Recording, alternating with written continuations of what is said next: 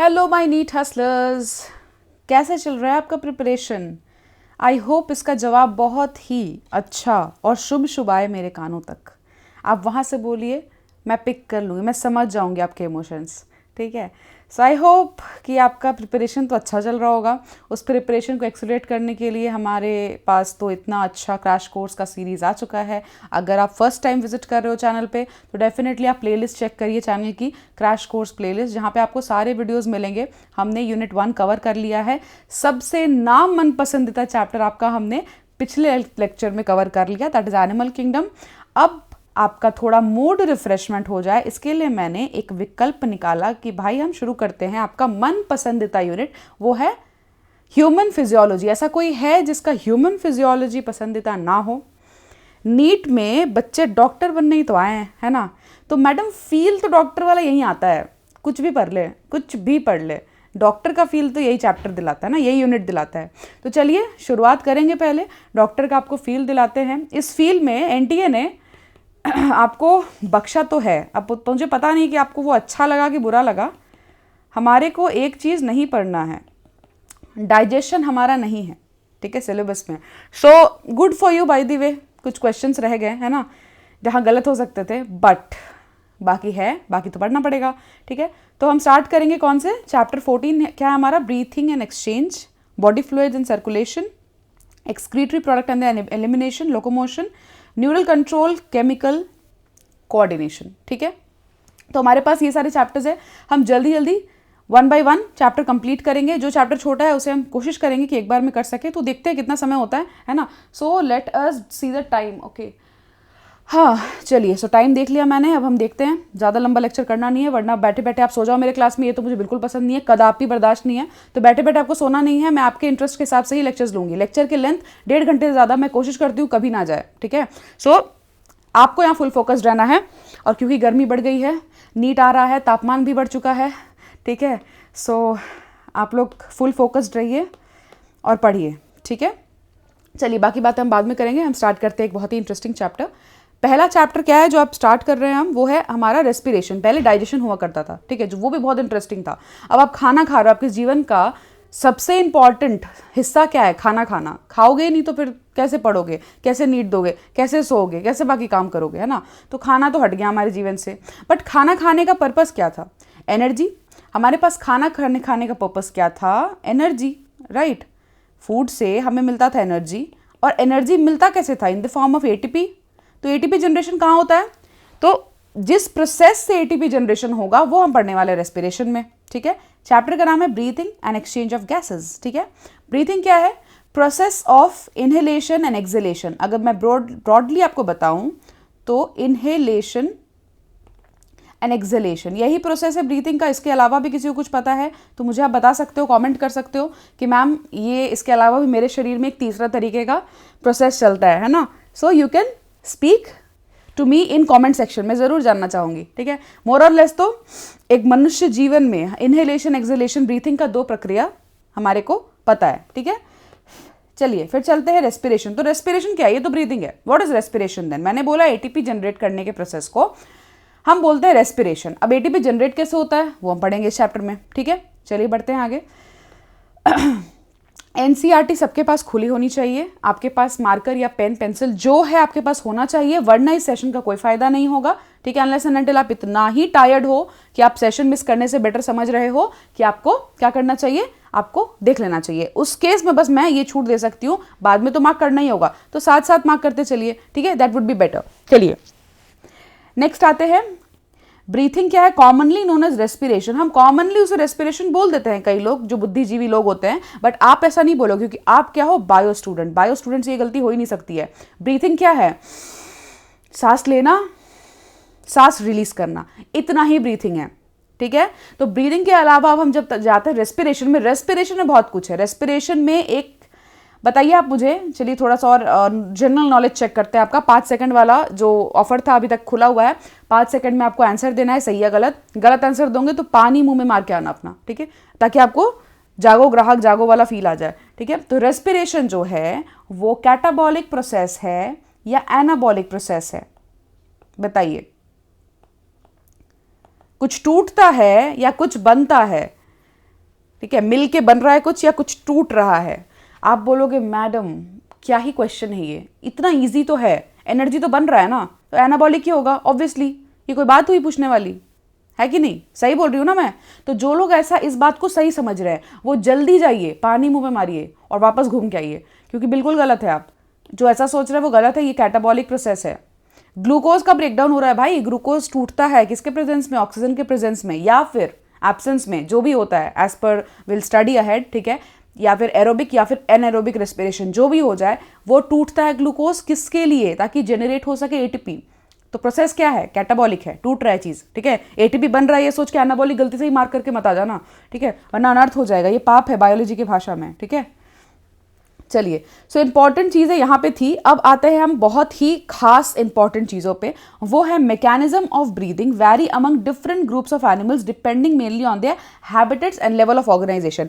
Animal kingdom में मैं चाहती थी कि चीज़ें आपके पास ऑलरेडी रहे, इस चैप्टर में वी विल कीप मार्किंग, ठीक है। एनिमल फिजियोलॉजी एक ऐसा, स्पेशली रेस्पिरेशन जहाँ पे कुछ प्रोसेसेस इन्वॉल्व है, हम साथ साथ मार्क करते चलेंगे ताकि आपको पता रहे कि किस बेसिस पे हम किस चीज़ को इंपॉर्टेंट बोल रहे हैं, ओके। चलिए, सो मैकेनिज्म ऑफ ब्रीथिंग जो है वो अलग अलग ग्रुप में अलग अलग होती हैं, ये तो हम समझ गए, ठीक है। किस पे डिपेंड करता है, ठीक है, तो हम क्या मार्क करेंगे? Mechanism of breathing depending mainly on their habitats and levels of organisation. दो फैक्टर पे डिपेंड करता है, habitat and level of organisation पे, ठीक है, ये आपको ध्यान रहेगा। अब आते हैं नेक्स्ट, लोअर इन्वर्टिब्रेट्स। मैंने क्या बोला था? जो प्रिमिटिव होते हैं उनके चाल चलन भी बड़े प्रिमिटिव होते हैं, ठीक है, बड़े मतलब बेसिक होते हैं, ज़्यादा कॉम्प्लेक्सिटी वो अपने जीवन में पसंद नहीं करते, ऐसे ही बेचारे नीचे ग्रेड में क्या करेंगे ज़्यादा, ठीक है, सो उनको ज़्यादा कॉम्प्लेक्सिटी पसंद नहीं होती है। तो इन्वर्टिब्रेट्स में हमने जब पढ़ा, नीचे ग्रुप पे कौन से फाइलम थे बताइए? 5 सेकेंड, 5 सेकेंड में आंसर देना है। कौन कौन से थे? तुरंत याद, डिग डिग डिग डिग डिग ऐसे याद आना चाहिए तुरंत तुरंत, ठीक है। तो पॉरीफेरा थे, सेलेंट्रेटा थे, टीनोफोरा थे, ठीक है, उसके बाद प्लैटीहेल्मिन्थस थे, उसके बाद एस्केहेल्मिन्थस थे। तो मोरलेस ऑर्गन सिस्टम आ गया था, तो मैं ज़्यादा नहीं बोलूँगी। बेसिक में क्या? पॉरीफेरा, ठीक है, पॉरीफेरा, सेलेंट्रेटा, टीनोफोरा, तो ये सारे बेसिक थे।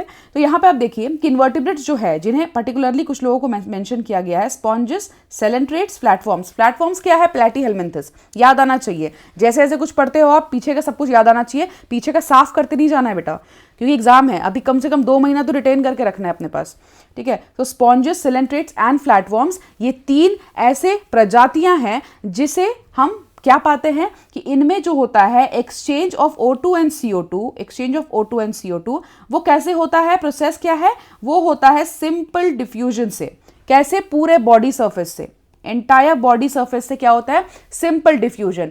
डिफ्यूजन जब मैं बोलती हूं तो आप मतलब क्या समझते हो? एक बॉडी मेम्ब्रेन है, मान लीजिए एक बॉडी है, स्ट्रक्चर है किसी भी चीज का, ठीक है। तो डिफ्यूजन मतलब कि जब जरूरत O2 अंदर, जब आराम से सारा चीज हो गया, CO2 बाहर, मतलब जो मेम्ब्रेन है जिसके अराउंड ये चीजें हो रही है वो सिंपल बॉडी सर्फेस है, ठीक है। ये क्या है? ये सिंपल क्या है? हमारा बॉडी सर्फेस है। बॉडी सर्फेस से सिंपल O2 अंदर आ रहा है, CO2 बाहर जा रहा है, यही हो रहा है, ठीक है। तो ये चीज आपको याद रखना है, ठीक है।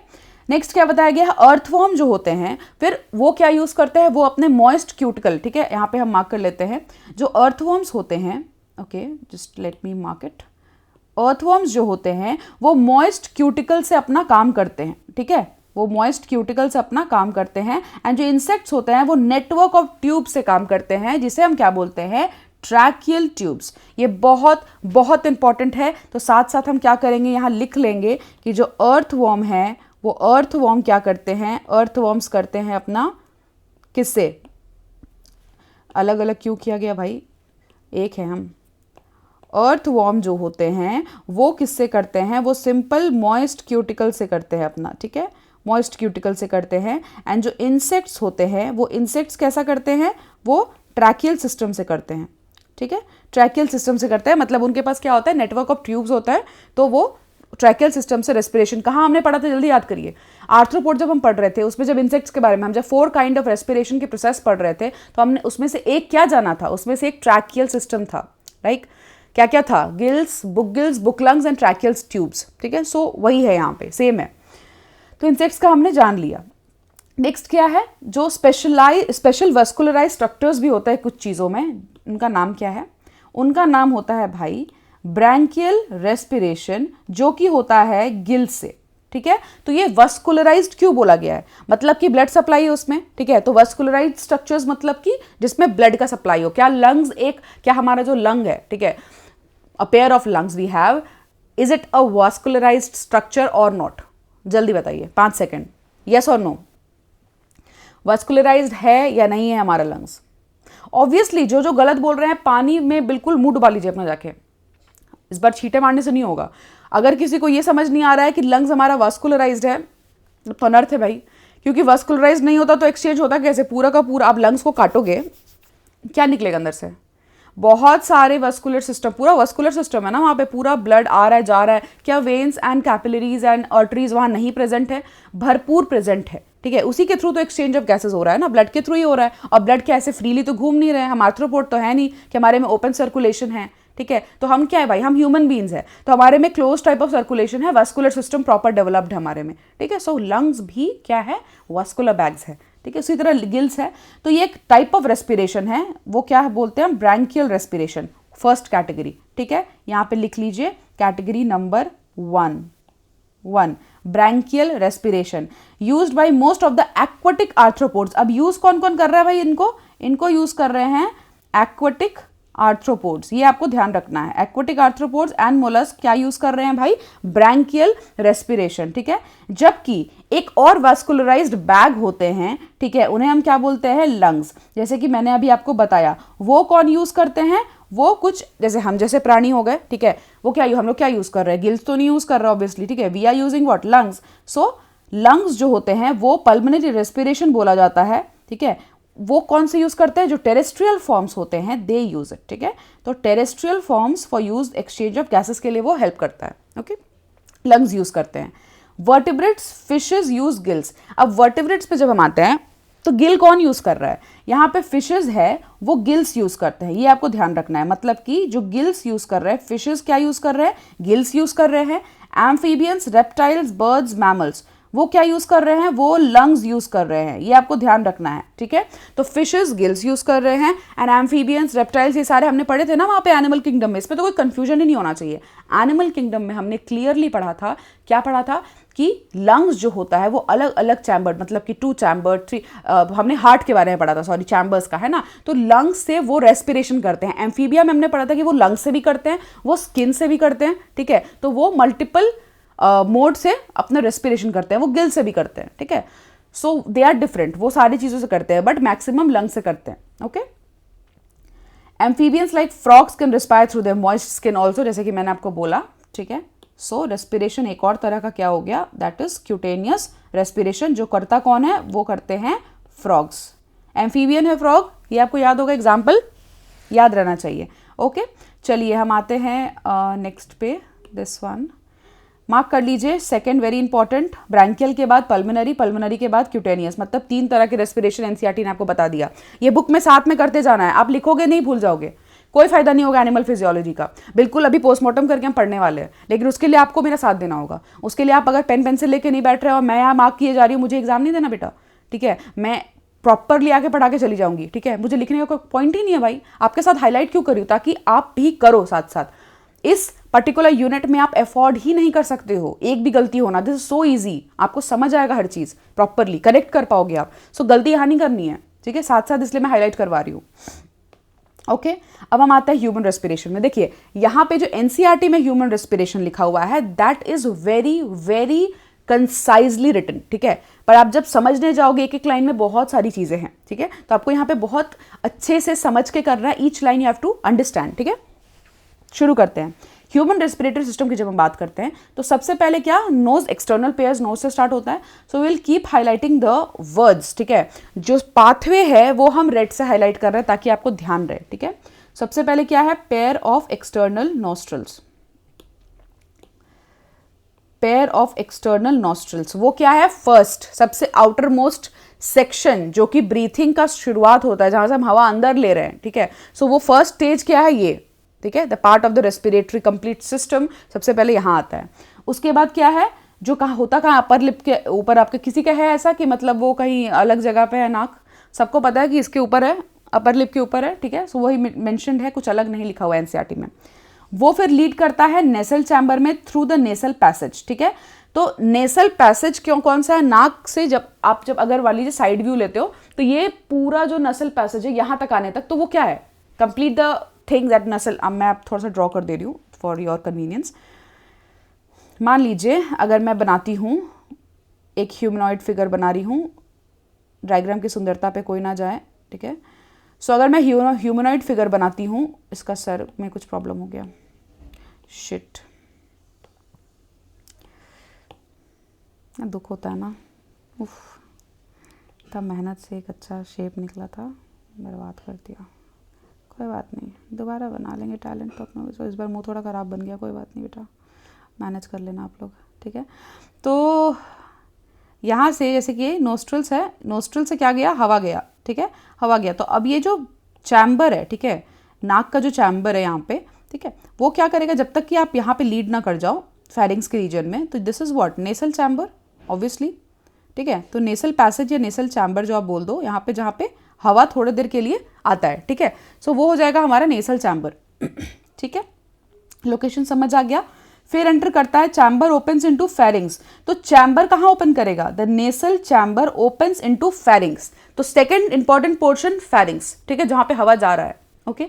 अ portion of which is common food passage, ये बहुत इंपॉर्टेंट लाइन है, इसको आप जितना इंपॉर्टेंट बोल लीजिए। ये क्या है, pharynx is the common passage for food and air. कौन से है, फेरिंग्स होते हैं क्या, common passage for food and air. लिख लीजिए यहाँ पे भले ही, फेरिंग्स जो होते हैं भाई, फेरिंग्स वो क्या होते हैं, common passage for food and air, ठीक है। क्यों, क्योंकि गले से खाना, यहाँ से मुंह से आप खाना खा रहे हो, नाक यहीं पे है, सो दोनों जहाँ मिलते हैं ना, वो एक सेक्शन जहाँ पे, वो फेरिंग्स रीजन होता है, ठीक है, वो कॉमन पैसेज होता है। The pharynx open through the larynx region into trachea. अब अलग कहाँ होता है, यहाँ पे, कि फेरिंग्स जो है वो फिर लीड करता है लैरिंग्स की तरफ और फिर ट्रैकिया, लेकिन जो खाना है आपका वो फिर ईसोफेगस में लैंड करेगा, ठीक है। तो यहाँ पे डिफरेंस आता है, वो भी एक फ्लैप का अंतर है, बिल्कुल अगल बगल रहते हैं वो। ऐसे मान लीजिए वेंट्रल साइड में क्या है हमारा, विंड पाइप, ठीक है, और जस्ट डॉर्सल साइड पे उसके पीछे क्या होगा, फूड पाइप, ठीक है। सो एक बस फ्लैप का अंतर रहता है, यहाँ पे ऐसे साइड व्यू दिखा दे रही हूँ, दिस इज थिंग, एंड यहाँ पे डिविजन्स है, ठीक है। सो एक फ्लैप रहता है जिसे हम क्या बोलते हैं, ये जो ओपनिंग है ये ग्लॉटिस होता है, ठीक है। अब ग्लॉटिस को ढकने के लिए एक स्ट्रक्चर है जिसे हम क्या बोलते हैं, एपीग्लॉटिस। कहाँ है एपीग्लॉटिस, जरा देख लिया जाए। सो एपीग्लॉटिस को हम मार्क कर लेते हैं, ये रहा हमारा एपीग्लॉटिस। ये क्या करता है, थिन इलास्टिक कार्टिलेजिनस फ्लैप है, वो क्या करता है, it helps during swallowing, glottis can be covered. मतलब ग्लॉटिस क्या है, जो हमारा विंड पाइप का जो ओपनिंग है, ठीक है, यहाँ पे अगर मैं बनाऊँ दिखा दूँ आपको, ये जो विंड पाइप है, ठीक है, विंड पाइप का यहाँ पे ओपनिंग है, ओके, ये फूड पाइप मान लीजिए है, ठीक है। सो विंड पाइप का जो ओपनिंग है, कलर चेंज कर दिया जाए फूड पाइप का, ठीक है। तो जो विंड पाइप का ओपनिंग है, इसे हम क्या बोल देंगे, इसे हम बोल देंगे ग्लॉटिस, ठीक है। अब इस ग्लॉटिस को एक थिन कार्टिलेजिनस फ्लैप, कार्टिलेज से बना हुआ एक फ्लैप कवर करता है जब हम खाना निगलते हैं। क्यों, ताकि वो एश्योर कर सके कि खाना आपका विंड पाइप में ना चला जाए। कभी कभी व्हेन यू समटाइम्स बहुत हरी में आप खा रहे हो या फिर कुछ उल्टा पुल्टा खा लिया आपने, मतलब गलती से कुछ कहीं और डाल लिया, तो कई बार होता है ना कि फंस जाता है, then you suddenly just spill the food out. क्यों, क्योंकि वो चला जाता है कहीं ना कहीं मिस हैपनिंग की वजह से, कहाँ, आपके विंड पाइप में। प्रॉपरली अगर फंस गया ना विंड पाइप में, a person can die also, ठीक है। सो वहां पे तुरंत आपका बॉडी रिस्पॉन्स देता है कि खाना बाहर आ जाता है, ठीक है। सो यहाँ पे एक फ्लैप होता है, उस फ्लैप को हमें याद रखना है, दिस इज द फ्लैप जो कि क्या करता है, कवर कर देता है, इसे हम बोलते हैं एपीग्लॉटिस, ठीक है, एपीग्लॉटिस। एपीग्लॉटिस उस फ्लैप का नाम है, ठीक है। So this is the complete structure. अगर मैं बोलूं कि क्या अंतर है भाई, तो this is what, this is food pipe, ठीक है, जहां पे खाना अगर आपको पास करना है तो एपीग्लॉटिस एक्टिव रहता है, ठीक है। चलिए यहां पे आते हैं, the pharynx open into the larynx region into the trachea. Next very important thing that we, जो लाल से मार्क कर रहे हैं, ये लाल से मतलब क्या है, 1 external pair of nostrils, 2 pharynx, third कहाँ आया अभी, लैरिंग्स रीजन से होते हुए हमारा ट्रैकिया में आया है, ठीक है। तो पहला क्या है, एक्सटर्नल पेयर ऑफ नोस्ट्रल्स, फिर फेरिंग्स, फिर ट्रैकिया, ठीक है, 3 हो गया। लैरिंग्स इज अ कार्ड। अब लैरिंग्स क्या है, लैरिंग्स से होते हुए वो ट्रैकिया में आया है, तो लैरिंग्स का क्या पर्पस है बीच में, ये क्या मतलब काम कर रहा है हमारे बॉडी में, तो ये क्या काम कर रहा है देख लीजिए। लैरिंग्स जो होते हैं, ठीक है, उसे हम क्या बोलते हैं, वॉइस बॉक्स, ठीक है। तो कार्टिलेजिनस ब्लॉक्स होते हैं जिसे हम साउंड बॉक्स भी बोलते हैं। ये क्या करता है, साउंड प्रोडक्शन में हेल्प करता है, ठीक है। साउंड प्रोडक्शन में हेल्प करता है कैसे, वो जब लैरिंग्स अपना वाइब्रेशंस लैरिंग्स में जनरेट होते हैं तो साउंड आते हैं हमारे जो बोल रहे हैं, मैं जब भी बोल रही हूँ, ठीक है, आप अभी कुछ बोलोगे अगर रिटर्न में किसी से बात करते हो, so larynx is the only thing that helps you do that. Okay, so ये आपको लैरिंग्स का ध्यान रखना है। लैरिंग्स का अगर आप पूछो मेरे से कि if there is a direct involvement in the respiration process, no, but larynx के थ्रू होते हुए ट्रैकिया में लैंड करता है, ठीक है। नेक्स्ट क्या है हमारा, एंट्री ऑफ फूड, मैंने आपको बता दिया, prevent entry of food into the larynx, ठीक है। Trachea is a straight tube extending up to the mid thoracic cavity, mid thoracic cavity यहां तक, ठीक है, गला के नीचे तक। ये गला यहां से शुरू होगा ट्रैकिया, ट्रैकिया यहाँ पे, ट्रैकिया नीचे होते हुए जाएगा, ठीक है। सो मिड थोरैकिक कैविटी तक ये रहेगा, ये बहुत इंपॉर्टेंट लाइन है, ठीक है। मिड थोरैकिक कैविटी तक ट्रैकिया एक्सटेंड करता है, ओके। जो डिवाइड करता है at the level of fifth thoracic vertebra, very important, ठीक है। कहाँ डिवाइड करेगा, फिफ्थ थोरैसिक वर्टिब्रा के जगह पे वो डिवाइड करेगा। अगर मैं डायग्राम दिखा दूं, अगर मैं बोलूं कि डायग्राम से आप कैसे बता सकते हो, डायग्राम से हम ऐसे बता सकते हैं कि यहाँ डिवीजन हो रही है, तो इसका मतलब क्या है, this is the fifth thoracic region, ठीक है। यहाँ पे दो डिवीजन हुई, ट्रैकिया डिवाइड किया राइट एंड लेफ्ट पे, ब्रोंकाई पे, तो ये है फिफ्थ थोरैकिक रीजन जहाँ पे डिवीजन हो रहा है एक्चुअली, ठीक है। चलिए, into a left and right, क्या, प्राइमरी ब्रोंकाई। नेक्स्ट नाम को जल्दी हाईलाइट कर लीजिए, हमारा क्या है, प्राइमरी ब्रोंकाई। मतलब ट्रैकिया के बाद क्या आया, डिवीजन हुआ, प्राइमरी ब्रोंकाई बना, ठीक है। अब each bronchi undergoes repeated division to form secondary and tertiary bronchi. Second word हमारा क्या है, सेकेंडरी, एंड फिर क्या है, टर्शरी ब्रोंकाई, ठीक है, and bronchioles ending up to a thin terminal bronchiole. मतलब कि नेक्स्ट क्या है, टर्शरी ब्रोंकाई के बाद, अब जैसे कि ट्रैकिया ऐसे आ रहा था, ठीक है, ट्रैकिया आया ऐसे डिवाइड किया राइट एंड लेफ्ट ब्रोंकाई में, ठीक है। अब मान लीजिए मैं राइट को ले रही हूँ, ठीक है, तो ये और भी डिवीजन करते जाएगा ना, तो अगर ये ब्रोंकाई है, फिर ये और डिवाइड किया तो ब्रोंक्यूल्स, और डिवाइड किया तो कभी प्राइमरी कभी सेकेंडरी, ठीक है, ऐसे करके वो और डिवाइड करते गए। मतलब कि पहले जो एंटर किया ब्रोंकाई, प्राइमरी ब्रोंकाई डिवाइड किया सेकेंडरी, सेकेंडरी किया टर्शरी में, उसके बाद ब्रोंक्यूल्स आया, ब्रोंक्यूल्स में सबसे पहले क्या बना, सबसे पहले बना टर्मिनल ब्रोंक्यूल्स, ठीक है।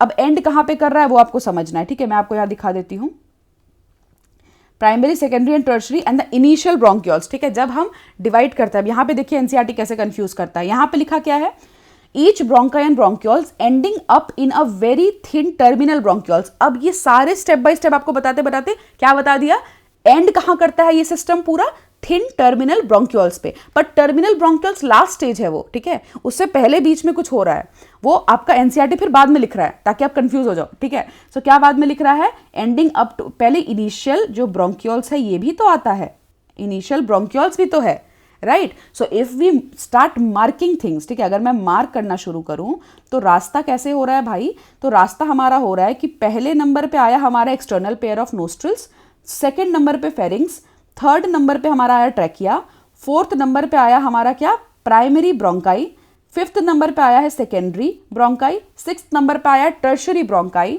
उसके बाद आया है सेवेंथ नंबर पे इनिशियल ब्रोंक्यूल्स, जहां ब्रोंक्यूल्स बनना शुरू हुआ, ठीक है, इनिशियल ब्रोंक्यूल्स।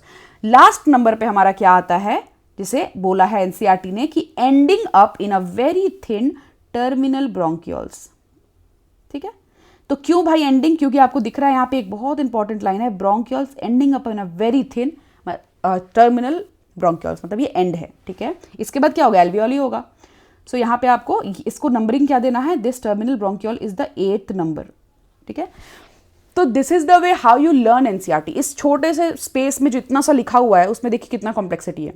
अगर आप लाइन बाय लाइन नहीं समझोगे किसी से, अगर कोई आपको प्रॉपरली समझा नहीं पाएगा इस चीज़ को, या आप खुद से रीड करके समझ नहीं पाओगे, तो क्या आप समझोगे इस चीज़ को कि पहले कौन आ रहा था बाद में कौन आ रहा था, ठीक है। तो हम फिर से रिवाइज करते हैं, एक्सटर्नल पेयर ऑफ नोस्ट्रिल्स आया, फिर फेरिंग्स, फिर ट्रैकिया, ठीक है, ट्रैकिया फिर डिवाइड किया राइट एंड लेफ्ट पे, ब्रोंकाई, प्राइमरी ब्रोंकाई फिर डिवाइड किया सेकेंडरी ब्रोंकाई, सेकेंडरी ब्रोंकाई फिर डिवाइड किया टर्शरी ब्रोंकाई, टर्शरी ब्रोंकाई के बाद क्या हो गया, इनिशियल ब्रोंक्यूल्स, इनिशियल ब्रोंक्यूल्स के बाद एंड अप किया वेरी थिन रीजन पे जिसे हम बोलते हैं टर्मिनल ब्रोंक्यूल्स। कहानी खत्म, समझ आया पूरा, ठीक है। तो एनसीईआरटी ऐसे पढ़ना है आपको, ठीक है, इसीलिए मैंने पहले आज मार्क करके नहीं लाई हूं मैं, ताकि आपको ये समझ सके पूरा, आप ये पैटर्न समझ जाए, ठीक है। चलिए, are supported by incomplete cartilaginous ring. अब क्या है देखिए, यहाँ पे एक लाइन लिखी हुई है, द इनिशियल, मैं मार्क करती हूँ यहाँ पे, द सॉरी हाइलाइटर में चेंज करना था हमें, चलिए लाइट कलर से करती हूँ। The trachea, primary, secondary and tertiary bronchi and initial bronchioles are supported by incomplete cartilaginous rings. ठीक है, इनकम्प्लीट कार्टिलेजिनस रिंग कैसे दिखते हैं भाई? ये है हमारे कार्टिलेजिनस रिंग्स, अगर मैं आपको बताऊं। ठीक है, ये जो ऐसे आपको दिख रहे हैं, ऐसे से ये जो ऐसे लाइनिंग कर रहे हैं, लाइन आपको दिख रहा है ट्रैकिया में, तो ये क्या है हमारे? ये है हमारे इनकम्प्लीट कार्टिलेजिनस रिंग्स। क्यों है इनकम्प्लीट कार्टिलेजिनस रिंग्स? आपको आगे से तो पूरा दिख रहा है, लेकिन ये क्या होता है कि डॉर्सल साइड पे अगर मैं आगे से ऐसे दिखाऊं तो कोई चीज़ मान लीजिए आपने ऐसे कवर रखा, फॉर एग्जांपल मेरा हाथ ऐसे है, मैंने ऐसे कवर कर रखा है। ठीक है, तो मैंने जब ऐसे कवर किया तो ये जो पीछे का रीजन है ना, पीछे का रीजन कुछ ऐसा है, आप देख लीजिए। ठीक है, तो हमने कवर तो ऐसे किया तो सामने से हमें दिख रहा है पूरा है, लेकिन पीछे का रीजन कुछ ऐसा है, खाली है। ठीक है, so this is how it works. Trachea है वो क्या है? वो हाफ कवर्ड है। ठीक है, पीछे के एंड में कुछ भी कवरिंग नहीं है, इसलिए इनकम्प्लीट कार्टिलेजिनस रिंग इन्हें बोलते हैं। ठीक है, क्यों है? कोलैप्सिंग के लिए, बचाने से। ऑब्वियसली कोलैप्स नहीं होने देगा ट्रैकिया को। ठीक है, तो वो एक सपोर्टिव फोर्स, यहाँ सपोर्टिंग का काम करता है, वो सपोर्ट देता है। तो ये लाइन है एनसीईआरटी की। फिर आता है each terminal bronchiole give rise to a number of very thin irregular walled vascularised bag, जो कि बहुत इंपॉर्टेंट लाइन है हमारे लिए। क्यों इंपॉर्टेंट है भाई? क्योंकि अब आ रहा है alveoli, main centre. Each terminal bronchiole give rise to very thin, irregular walled, vascularized bag-like structure, जिसे हम बोलते हैं alveoli। ठीक है, ये हमारा लास्ट वाला है, सो हम इसे अलग कलर से मार्क करेंगे, जैसे कि हमने बोला था। एंड हो रहा है यहाँ पे, सो ये है last structure, the 9th one, that is alveoli। ठीक है, ये चीज़ आपको ध्यान रखना है। एल्वियोली पे एंड हो रहा है चीज़। अब एल्वियोली से डिफ्यूजन स्टार्ट होगा। ठीक है, डिफ्यूजन ऑफ CO2 O2 जो है ये एल्वियोली काम करेगा, बट इतना काम पूरा हमारा नोस्ट्रल से शुरू करके यहाँ तक का था, एल्वियोली तक का। ठीक है, the branching network of bronchi, bronchioles and alveoli comprise the lungs. अब समझ में आया लंग्स क्या है? Lungs is all about all these things. ठीक है, क्योंकि यही सब ब्रांच कर करके बहुत सारे bronchi, primary bronchi, secondary, tertiary, initial bronchioles, terminal bronchioles और एल्वियोली, यही मिलके तो लंग्स बना रहा है। ठीक है, तो ये जो हमने लाल कलर से हाईलाइट किया है, जो आप भी अलग कलर से हाईलाइट कर लेना, एग्जाम से पहले नंबरिंग कर लेना, कौन पहले कौन बाद में, क्योंकि आपका एनसीईआरटी ये लिख जरूर रहा है, क्वेश्चन बना देगा वो लोग डायरेक्टली। स्पेशली क्वेश्चन कहाँ बनाएगा? जहाँ आप कंफ्यूज होने वाले हो, इनिशियल ब्रोंक्यूल्स, टर्मिनल ब्रोंक्यूल्स, तो आपको ध्यान रखना है। ठीक है, ऑल्सो यहाँ पे क्या लिखा था कि जो कार्टिलेजिनस इनकम्प्लीट रिंग्स है वो कहाँ तक है? वो है आपका इनिशियल ब्रोंक्यूल्स तक ही है। ध्यान रखिए, क्यों नहीं लिखा है? इनिशियल ब्रोंक्यूल्स तक ही क्यों है, आप मुझे बताइए। जो बता दिया वो अपने आप को एक चॉकलेट दे लेना। ठीक है, एक चॉकलेट क्वेश्चन है ये। तो इनिशियल ब्रोंक्यूल्स तक ही क्यों है, टर्मिनल ब्रोंक्यूल्स में क्यों नहीं है? ये अगर जा ही रहा था इनकम्प्लीट कार्टिलेजिनस रिंग, तो वहां तक क्यों नहीं गया? इसीलिए नहीं गया क्योंकि इनिशियल ब्रोंक्यूल्स तक तो फिर भी ठीक था, बट एनसीईआरटी ने ही ये लाइन लिखा है कि ending up in a very thin terminal bronchioles, मतलब कि जो टर्मिनल ब्रोंक्यूल्स है वो इतने पतले हो जाते हैं, उस वजह से वहां पे कार्टिलेजिनस रिंग अरेंजमेंट का सवाल ही नहीं उठता है, वो बहुत पतले हो जाते हैं। ठीक है, क्योंकि वो फाइनेस्ट है, लास्ट है वो, तो बहुत फाइन होते हैं वो। ठीक है, ये ध्यान रखिएगा। We have 2 lungs which are covered by double layer pleura, very important line. ठीक है, ध्यान रखना है आपको। We have 2 lungs which are covered by double layer pleura, pleural membrane आप जानते हो। और कहाँ से ये फिल्ड कैसे होता है? Pleural fluid between them. It reduces friction, obviously काम क्या होगा? फ्रिक्शन रिड्यूस करने का काम होगा ऑन द लंग सर्फेस। ठीक है, आउटर प्लूरा जो होते हैं वो क्लोज कॉन्टैक्ट में होता है थोरासिक जो लाइनिंग है, ठीक है, वहां पे होते हैं, वेरएज इनर प्लूरा जो होते हैं मेम्ब्रेन, वो कॉन्टैक्ट किसके होते हैं? लंग्स के। डायग्राम पे आते हैं। ठीक है, यहाँ से काफ़ी कुछ समझ में आ जाएगा आपको, what is pleura and all. तो ध्यान रखिएगा कि जब प्लूरल मेम्ब्रेन की हम बात करते हैं, मान लीजिए कि आपके पास लंग्स है। ठीक है, आपके पास लंग्स है। ठीक है, तो अब इस लंग्स के पास ना हमें बाउंड्री चाहिए। ठीक है, एक आउटर कवरिंग चाहिए। तो हम क्या करेंगे कि एक कवरिंग जो है वो कुछ ऐसी है। ठीक है, ये पिंक वाली मैंने जो बनाई, ये कवरिंग है, एक कवरिंग। दूसरी कवरिंग जो है वो ऐसी है। ठीक है, ये कवर कर रहा है। क्यों कवर कर रहा है? क्योंकि एनसीईआरटी ने हमें बता दिया ये क्या करेगा, ये एक हमारे सिक्योरिटी के लिए है। इतना इंपॉर्टेंट ऑर्गन जहाँ से आपका सांस एक्सचेंज हो रहा है, ऑक्सीजन, CO2, पूरा बॉडी का सप्लाई इस पर डिपेंडेंसी रखता है, पूरा बॉडी का काम इस पर डिपेंडेंट रखता है। तो ऐसा हो सकता है आप तो अपने गेट पे भी ताला लगाते हो, आजकल तो ब्रीफकेस पे भी, सूटकेस में भी ताला लगता है। तो जब एक ऐसी चीज़ जो आपकी चली भी जाए तो कुछ बहुत बड़ी चीज़ नहीं होगी, उस पर अगर हम इतनी सिक्योरिटी लेवल रख रहे हैं तो बॉडी तो रखेगा ही, ठीक है। ये कुदरत का करिश्मा देखिए कि डबल लेयर ऑफ सिक्योरिटी रख रखा है। तो ये अंदर जो लेयर है ना, जो अंदर लेयर है, मैं पिंक से ही कर देती हूँ, जो अंदर वाली लेयर है जो पिंक कलर से है लाइनिंग, उसे हम क्या बोलते हैं? विसरल, ठीक है। विसरल ऑर्गन्स भी आपने सुना होगा। तो विसरल क्या होता है कि विसरल इज समथिंग इनसाइड, जो इनसाइड की तरफ हो। पैराइटल मतलब समथिंग आउटसाइड, जनरली कहीं भी आप सुनोगे पैराइटल बाहर की तरफ, विसरल अंदर की तरफ। तो ये विसरल प्लूरा होता है, ठीक है, ये विसरल प्लूरा होता है। और जो बाहर वाली है उसे हम बोलते हैं क्या? उसे हम बोलते हैं पैराइटल प्लूरा, पैराइटल प्लूरा, ठीक है। बाहर वाली किसके कांटेक्ट में होती है? वेरी वेरी इंपॉर्टेंट, ठीक है। जो पैराइटल प्लूरा है वो थोरैसिक जो बाउंड्रीज है, ठीक है, जो थोरैसिक, आपको दिख रहा है, I don't know, is it visible? Okay okay. So ये जो होती है ना, ये बाउंड्री किससे करती है? थोरैसिक लाइनिंग से लगी हुई रहती है। क्यों? ताकि थोरैसिक कैविटी के साथ कोई जुड़ा रहना चाहिए ना। अगर मान लीजिए हमें इंस्पिरेशन करना है, सांस ले रहे हो आप, तो आपका पूरा रीजन, तो थोरैसिक पूरा रीजन तो एक्सपैंड कर रहा है। वो क्यों करेगा? वो इसीलिए तो करेगा ना, जब कोई तो क्लोज कांटेक्ट में रहेगा लंग्स से जुड़ा हुआ है कोई भी चीज़, तभी तो वो लंग्स के साथ साथ जब ज़रूरत पड़ रहा है, जब नहीं ज़रूरत पड़ रहा है तो एडजस्ट करेगा अपने आप को। तो इसीलिए एक पैराइटल जो बाहरी वाला है वो थोरैसिक लाइनिंग के साथ अटैच रहता है, एंड जो अंदर वाला है वो किसके साथ? वो लंग लाइनिंग के साथ अटैच रहता है, ठीक है, लंग के साथ अटैच रहता है, ताकि लंग के कैपेसिटीज़ में एडजस्टमेंट करना हो वॉल्यूम में, या फिर थोरैसिक रीजन के वॉल्यूम में एडजस्टमेंट करना हो, तो ये दोनों बढ़िया काम कर सके, ठीक है।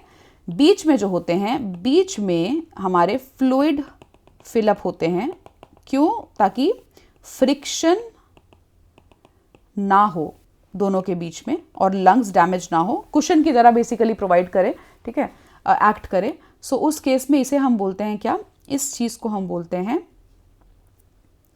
ये है हमारा प्लूरल फ्लूइड। प्लूरल फ्लूइड आपके एनसीईआरटी में मेंशन है, इसलिए जरूरी है समझना, ठीक है। सो प्लूरल फ्लूइड। नाउ आपको समझ में आ गया क्लोज कांटेक्ट में क्यों है, ये क्यों इतने सामने चिपके हुए हैं। दो पर्पस है, एक तो सिक्योरिटी तो है ही है, काम भी करवाना है, फंक्शन ओरिएंटेड है ये, ठीक है। फंक्शन करने में हेल्प करेगा लंग्स का यही, बिकॉज अगर वॉल्यूम नहीं मैनेजमेंट हुआ तो फिर तो इंस्पिरेशन एक्सपिरेशन की सवाल ही नहीं है। आगे पढ़ेंगे समझ में आएगा आपको कैसे वॉल्यूम एडजस्ट होता है और क्यों ये स्ट्रक्चरल एडजस्टमेंट इतना नेसेसरी था, ठीक है। सो आपको समझ में आएगा। चलिए आगे बढ़ते हैं। यहाँ पे एपिग्लॉटिस मैंने आपको जो बताया, ठीक है, एपिग्लॉटिस क्या है? कवरिंग है, फ्लैप की तरह हेल्प करेगा। जब आप खाना निगल रहे हो तो उस केस में वो लेरिंग्स में खाना जाने से रोकेगा, ठीक है, क्योंकि लेरिंग्स में जाएगा तो अल्टीमेटली विंड पाइप में जा सकता है, इट इज़ वेरी हार्मफुल, सांस अटक सकता है, कुछ भी हो सकता है। सो एपिग्लॉटिस आपका नेचुरल बॉडी ग्लॉटिस को कवर करने के लिए बना हुआ है। लेरिंग्स क्या है? वॉइस बॉक्स मैंने बोला क्या है, साउंड बॉक्स आपकी एनसीईआरटी दिखती है तो आपको पता होना चाहिए। ट्रैकिया क्या है? वो ऑर्गन जो कि लीड करेगा wind pipe, basically wind pipe, ठीक है। सो ट्रैकिया। प्लूरल मेम्ब्रेन्स मैंने बता दिया, एल्वियोली मैंने बता दिया, एल्वियोली वेस्कुलराइज्ड स्ट्रक्चर्स है जिसमें बहुत सारा ब्लड वेसल्स का सप्लाई होगा और वहीं से CO2 एक्चुअली जो एक्सचेंज पार्ट है ना, अगर मैं बोलूँ आपके लंग्स का एक्सचेंज पार्ट कौन सा है, तो एक्सचेंज पार्ट होता है ओनली एंड ओनली एल्वियोली, ठीक है। बाकी जो भी है शुरू से एल्वियोली के अलावा हमने यहाँ पे 9 स्ट्रक्चर्स पढ़े ऊपर, 9 स्ट्रक्चर्स में एल्वियोली को छोड़ के 8 स्ट्रक्चर्स को मिला के 8 structures above is what? The conducting part. वो क्या बनाते हैं? कंडक्टिंग पार्ट, मतलब उन्होंने हवा अंदर लिया और वो एल्वियोली तक उन्होंने पहुंचाया, ये काम उनका है, कंडक्शन का काम है उनका। कंडक्शन मतलब एक जगह से दूसरी जगह तक किसी चीज़ को पहुंचाना। सो हवा को उन्होंने एक जगह से दूसरी जगह पहुंचाया। कैसे? उन्होंने इसलिए पहुंचाया ताकि वो काम एक्सचेंज का हो सके एल्वियोली में, ठीक है। और कैसे पहुंचाया? क्या डायरेक्टली पहुंचा दिया? नहीं, ऑल्टरेशंस किया, ठीक है। उसका टेम्परेचर बॉडी टेम्परेचर के बराबर लाया, उसमें ह्यूमिडिफाई किया, ह्यूमिड थोड़ा ज़्यादा अगर वाटर कंटेंट कम था तो ह्यूमिडिफाई किया गया एयर को उस केपेबल बनाया गया कि एल्वियोली में जा सके, बॉडी में जा सके, प्रॉपरली एंटर कर सके। तो हमारा पूरा नेसल चैम्बर से लेके वहाँ तक का काम यही था, ठीक है, कि प्रॉपरली एयर को बॉडी टेम्परेचर के अकॉर्डिंग एडजस्ट कर देना, ठीक है। सो ये काम था कंडक्टिंग पार्ट का। एक्सचेंज पार्ट में तो एक्सचेंज ही हो रहा है CO2 O2 का, ठीक है। अगर एल्वियोली ऐसे है हमारा, ठीक है, तो एल्वियोली और एल्वियोली में क्या होता है, इसके जो बेसिकली जो लाइनिंग है, पतली सी लाइनिंग होती है स्क्वामस एपिथेलियम की, और बीच में एक और बेसमेंट मेम्ब्रेन भी होता है, ठीक है। सो यहाँ पे जो होता है ना, यहाँ पे जो लाइनिंग है इसके अराउंड ही एक्सचेंज हो रहा होता है, ठीक है। बीच में बेसमेंट मेम्ब्रेन होता है, तो यहाँ पे CO2 O2 जो भी इंटरनल एक्सटर्नल एक्सचेंज है ये एल्वियोली के सर्फेस से ही होता है, ठीक है। इसीलिए हम इन्हें कंडक्टिंग एक्सचेंज पार्ट बोलते हैं। तो ये डायग्राम बहुत इंपॉर्टेंट है। डायफ्रैग्म वेरी वेरी वेरी इंपॉर्टेंट।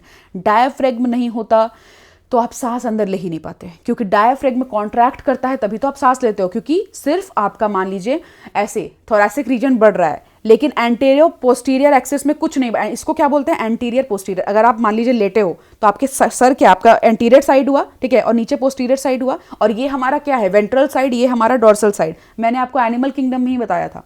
तो ये वेंट्रल, ये डॉर्सल, ये एंटीरियर, वो पोस्टीरियर पैर के पास, ठीक है। सो ये जो एंटीरियर पोस्टीरियर एक्सिस है, ठीक है, इसमें क्या जरूरी है, इसमें बहुत जरूरी है भी वॉल्यूम बढ़ना, वरना लंग्स पूरा कैपेसिटी पे कैसे अंदर ले पाएगा हवा, ठीक है। सो it is very very important. ऐसे बढ़ता है, क्यों बढ़ता है, क्योंकि भाई एंटीरियर पोस्टीरियर एक्सिस में तो डायफ्रैग्म ही है हमारा, जो इतना इंपॉर्टेंट रोल प्ले कर रहा है। सो डायफ्रैग्म इज वेरी इंपॉर्टेंट। ये क्या करेगा, इंस्पिरेशन के टाइम में यही तो कॉन्ट्रैक्ट करता है, नीचे की तरफ आएगा, तो ये एब्डोमिनल कैविटी होता है इसके नीचे, याद रखिएगा आपको, अगर नहीं आपको पता है तो यहाँ पे एब्डोमिनल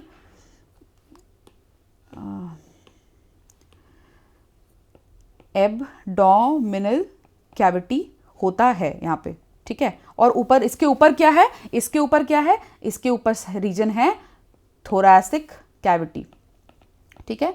सो ये एक क्या है, बीच में बाउंड्री की तरह काम करता है, ठीक है। तो दोनों वॉल्यूम्स को एडजस्ट करता है, बहुत इंपॉर्टेंट है। यहाँ पे आपने हिकअप्स आते हैं आपको, ठीक है, आपको अचानक से खाते खाते हिचकी आ रही है, क्या होता है वो, क्यों होता है, उसमें भी इसका रोल होता है, क्योंकि यहाँ पे एक नर्व होते हैं जो इरिटेट करते हैं डायफ्रैग्म को, उसे हम बोलते हैं फ्रेनिक नर्व। जनरल नॉलेज याद रखने की जरूरत नहीं है, बट सुन लीजिए, मजा आएगा।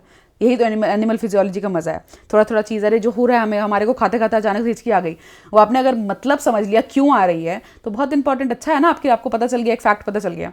सो फ्रेनिक नर्व होते हैं यहाँ पे जो इरिटेट करते हैं क्या, डायफ्रैग्म को, उस वजह से आपके हिकअप्स आते हैं, ठीक है। फिर आप क्या करते हो, पानी पीते हो, फिर पानी से भी नहीं होता, फिर आपका पूरा खाने का मन, इच्छा बर्बाद हो जाता है। उसके बाद फिर आप एक है ना नुस्खा, वो चीनी पानी साथ में लेते हैं सांस रोक के, ठीक है, मैंने बहुत बार किया, इट वर्क्स, सो आप लोग कर सकते हो। सो फ्रेनिक नर्व को हम शांत करते हैं चीनी पानी के घोर से, ठीक है, और अपना सांस रोकते हैं। सो ये काम इसीलिए होता है ताकि फ्रेनिक नर्व को थोड़ा सा कंफ्यूज कर दिया जाए। ओके, चलिए आगे बढ़ते हैं। तो हमने समझ लिया लंग का स्ट्रक्चर है क्यों ऐसा, ठीक है। अब इस स्ट्रक्चर को बनाने का, या इस स्ट्रक्चर में लंग है क्यों, क्या काम था इसका, हमने क्यों नहीं बोला कि स्क्वायर होगा मेरा लंग्स, हमने क्यों नहीं बोला कि नहीं भाई वैस्कुलराइज्ड नहीं होगा हमारा लंग्स, और हमारा लंग्स हमने ऐसा क्यों नहीं बोला कि प्लूरल मेम्ब्रेन, क्यों भाई दोनों अंदर की तरफ रहेंगे, कोई ज़रूरत ही नहीं है थोरैसिक लाइनिंग से ज्वाइन होने की, क्यों नहीं ऐसा हुआ। तो ये जो सारे क्यों का है ना सवालात, जो आपके सवालात है क्यों, इसका जो जवाब है वो अभी आगे मिलने वाला है हमें, ठीक है। तो आपको पूरा फोकस करके सुनना है, बहुत इंटरेस्टिंग है यार, इतना मज़ा आ रहा है, मतलब अगर आपको मज़ा नहीं आ रहा है तो आप थोड़ा सा बीच में रुकिए, पानी पीजिए, थोड़ी कहानियाँ बनाइए, ठीक है। उसके बाद आराम से क्लास में वापस अपनी बुद्धि को लेकर आइए, अपना ब्रेन यहाँ पे समर्पित करिए और फिर पढ़िए, ठीक है। नीट सामने है तो आपका ब्रेन मुझे लगता है कहीं भी और समर्पित होना चाहिए नहीं, अगर है तो जो भी वो प्लेस है, लोकेशन है, उसको थोड़ी देर के लिए अपने हिस्ट्री से डिलीट करिए, ठीक है। उसके बाद वापस यहाँ आके पढ़िए, ठीक है। अब हम इंपॉर्टेंट स्टार्ट करने जा रहे हैं concept, so very very necessary. चलिए, the part starting with the external nostrils up to the terminal bronchioles constitute the conducting part, ये चीज़ हमने ऑलरेडी डिस्कस कर लिया है। सो एक्सटर्नल नॉस्ट्रल से टर्मिनल ब्रोंकियल्स तक हमारे को क्या बोला जाता है, हमारे को बोला जाता है कंडक्टिंग पार्ट, जो हमने ऑलरेडी बोल दिया है, ठीक है। एल्वियोली एंड देयर डक्ट्स, जो एल्वियोली एंड द डक्ट्स होते हैं, alveoli and their ducts form the respiratory or exchange part, ठीक है। The conducting part transports the atmospheric air to alveoli, ठीक है। कंडक्टिंग पार्ट क्या करता है, मैंने सेम चीजें है, ठीक है। Foreign particle humidify also brings the air to body temperature, 3 मैंने बता दिया। क्लियर क्या करता है, फॉरेन पार्टिकल से भी क्लियर करता है। सो कंडक्टिंग पार्ट का यहाँ पे लिख ही लीजिए, क्योंकि एनसीईआरटी सेंटेंस बना सकता है। सो कंडक्टिंग पार्ट जो हमारा था, ठीक है, कंडक्टिंग पार्ट था जो कि हमारा कहाँ था, हमारा था नॉस्ट्रल से लेके टर्मिनल ब्रोंकियोल तक, ठीक है, ये आप समझ जाइएगा। नॉस्ट्रल से टर्मिनल ब्रोंकियोल तक हमारा जो कंडक्टिंग पार्ट था, हैंडराइटिंग कुछ ज़्यादा ही खराब हो गई ना, थोड़ा सुंदर से लिखना पड़ेगा, इतना गंदा नहीं लिख सकती मैं, रुकिए। ओके, चलिए। सो हमारा जो कंडक्टिंग पार्ट है, जो कि हमने बोला है कि वो है हमारा नॉस्ट्रिल से लेकर कहाँ तक, टर्मिनल ब्रोंकियोल तक, ठीक है। तो इसे हम बोलते हैं कंडक्टिंग पार्ट। कंडक्टिंग पार्ट का मेजर काम क्या है? मेजर काम हमने जाना कंडक्टिंग पार्ट का 3 है। फर्स्ट है फॉरेन पार्टिकल से, जो एयर हमने जो ब्रीथ इन किया है, फॉरेन पार्टिकल से थोड़ा मुक्ति दिलाए, ठीक है, मुक्ति दिलाए। सेकंड क्या है हमारा, ह्यूमिडिफाई करे एयर को, ह्यूमिडिफाई किया जाए। एंड तीसरा क्या है, टेम्परेचर मैनेज किया जाए, टेम्परेचर बैलेंस में लाया जाए बॉडी टेम्परेचर के हिसाब से, ठीक है। तो ये 3 इंपॉर्टेंट पॉइंट है। नेक्स्ट है एक्सचेंज पार्ट में होता क्या है, जैसा कि हमने बोला कि जो एक्सचेंज पार्ट है वो क्या करेगा, एक्सचेंज पार्ट करेगा हमारा actual site of diffusion of O2 and CO2 between blood and atmospheric air. Already discussed है, तो कुछ नया इसमें है नहीं, ठीक है। लंग्स थोरैकिक चैम्बर में होता है, ये भी हमने डिस्कस कर लिया, which is anatomically an air tight chamber. Air tight chamber होता है ये, ठीक है। एयर टाइट चैम्बर है तभी तो इसमें क्या प्लूरल मेम्ब्रेन लगता है, ताकि वो अपने हिसाब से उसको एडजस्टमेंट कर सके जब फ्यूचर में जरूरत हो, ठीक है। सो ये एयर टाइट चैम्बर ही होता है, ओके। नेक्स्ट क्या है, thoracic chamber is formed dorsally by the vertebral column, ventrally by sternum. ये एक बहुत इंपॉर्टेंट पॉइंट है, चलिए हम मार्क कर लेते हैं। थोरैसिक चैम्बर जो होते हैं, ठीक है, वो डॉर्सली किसे फॉर्म होते हैं, वर्टिब्रल कॉलम से, ventrally by sternum, laterally by ribs, on the lower side by dome shape diaphragm. अब 4 चीजें यहां पे हमने बोली है। मान लीजिए आप बीच में खड़े हो, ठीक है, ऐसे खड़े हो आप, आपको सिक्योरिटी चाहिए, तो क्या आप ऐसा करोगे सिक्योरिटी की खाली अगल बगल रखोगे और आगे पीछे नहीं रखोगे? फिर आप बचोगे कैसे? ठीक है, किसी ने अगर अटैक कर दिया आप पे, तो फिर आप कैसे बचोगे? तो आपको अगर खुद को प्रोटेक्ट करके रखना है तो आपको क्या करना होगा, आपको हर तरफ से अपने आप को घेर के रखना होगा। सो थोरैसिक कैविटी भी कुछ ऐसा है कि वो अपने आप को हर तरफ से बना के, मतलब घेरा हुआ है, वो पूरा रीजन जो है, वो थोरैसिक कैविटी जो बना रहा है पूरा रीजन, वो घेरा हुआ है अपने आप को। कैसे? हमने आगे खड़ा किया, हमारे आगे वाले बॉडीगार्ड का नाम हमने क्या रखा, स्टर्नम। हमारे पीछे वाले, मतलब ये वेंट्रली का क्या है हमारा, स्टर्नम, जो आगे का बॉडीगार्ड है हमारा। आपकी पीछे की रखवाली कौन कर रहा है भाई? आपके पीछे का जो बॉडीगार्ड है उसे हम क्या बोलते हैं, उसे हम बोलते हैं vertebral column. Obviously vertebral column. Vertebral column बना किससे था? 5 सेकंड में जवाब आना चाहिए। किस चीज से वर्टिब्रल कॉलम बना था? वर्टिब्रल कॉलम नोटोकॉर्ड से बना था, याद आना चाहिए। एनिमल किंगडम जस्ट खत्म किया हमने, जो भी हो। अब साइड से वो कैसे बच रहा है? साइड से वो क्या है, रिब्स। हमारे को रिब्स है हमारे पास, ठीक है। तो रिब्स क्या कर रहा है, साइड से उसको कवर करने का काम कर रहा है। तो हो गए हमारे सारे बॉडीगार्ड कंप्लीट। तो हम हर जगह से बच गए, ठीक है। एक जगह और बच गई, कहाँ से? नीचे से। एब्डोमिनल रीजन था ना नीचे, तो बचना वहां से भी है। तो डोम शेप्ड डायफ्रैगम हमने देखा कौन सा, ये है हमारा डोम शेप्ड डायफ्रैगम, जो नीचे से भी कवर करता है, ठीक है। तो हमारा सारा काम यहां से हो गया, okay. Now coming to anatomical setup of lungs in thorax is such that any change in the volume of thoracic cavity will be reflected in the pulmonary cavity. अब समझ में आया? ऐसा एनाटॉमिकल अरेंजमेंट कुदरत ने दिया क्यों है? क्योंकि जब सांस आप लो तो सांस लेने में ऐसा ना बोले कि भाई एक पार्ट बोला, नहीं आप जाओ आगे, मैं नहीं जा रहा। ऐसा नहीं होना चाहिए। सब कुछ एक साथ एक्सपैंड करेगा तब तो मैक्सिमम एयर अंदर भर पाएगा। मैक्सिमम एयर भरेगा कैसे? मैक्सिमम वॉल्यूम जनरेट होगा, प्रेशर कम होगा, तब ना बाहर से एयर अंदर आएगा, जो हम अभी आगे पढ़ने वाले हैं। चलिए आगे बढ़ते हैं।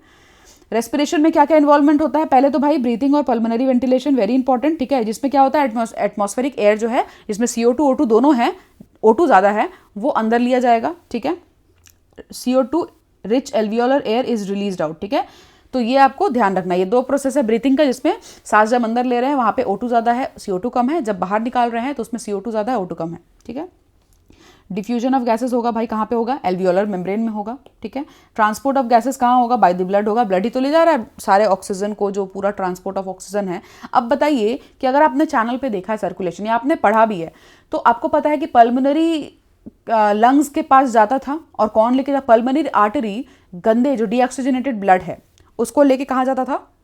लंग्स के पास। तो लंग्स के पास से आने के बाद वो ऑक्सीजनेटेड कैसे हो जाता था? क्योंकि वहां पे क्या हुआ है, CO2 O2 का एक्सचेंज हो चुका है, वहां खेल हो चुका, तभी तो आ रहा है साफ होके। समझ में आपको? तो वैसे चलता है। तो diffusion of O2 and CO2 ये बहुत इंपॉर्टेंट है between blood and tissue. Tissue में भी मतलब कि अगर मेरा ओरिजिन पॉइंट जो है, फॉर एग्जांपल अगर मेरा ओरिजिन पॉइंट है क्या, एल्वियोली, ठीक है, फॉर एग्जांपल एल्वियोली है जहाँ पे क्या है O2 ज़्यादा है, ठीक है, तो वो ब्लड के थ्रू घूमा घूमा घूमा और लास्ट में उसका जो सोर्स था, डेस्टिनेशन था, वो डेस्टिनेशन क्या था उसका डेस्टिनेशन तो यही था, उसका डेस्टिनेशन था टिश्यूज़। टिश्यूज़ में ही तो उसको देना था जहाँ पे क्या होने वाला है, रेस्पिरेशन एक्चुअली होने वाला है। तो टिश्यूज़ में ही तो रेस्पिरेशन होने वाला है, उसको वहीं तक पहुँचाना था। यहाँ पे क्या होगा, टिश्यूज़ के अंदर एक बार तो रेस्पिरेशन पहले हो चुका है, तो CO2 वहाँ रिलीज हो चुका है, तो CO2 ज़्यादा है और जो ऑक्सीजन वो कैरी करके आ रहे हैं उसको वो क्या करेंगे, वो इस रिच ऑक्सीजन को जो यहाँ से वो कैरी करके आ रहे थे उसको वो यहाँ पे क्या करेंगे, दे देंगे टिश्यूज़ को, और टिश्यूज़ के जो CO2 था वो खुद पे ले लेंगे। तो ये प्रोसेस फिर रिपीट में चलेगा, ठीक है। तो ये चीज़ आपको ध्यान रखना है। छोटा हो जा भाई, चल हो गया, ठीक है। सो अब हम आते हैं नेक्स्ट स्टेप पे, mechanism of breathing. An expiration and inspiration होता क्या है, मैं आपको शॉर्ट में पहले समझाऊंगी, एनसीईआरटी में फिर हम मार्क करेंगे, ठीक है भाई। हाइलाइटर और पेन में क्या कंफ्यूजन है, ओके।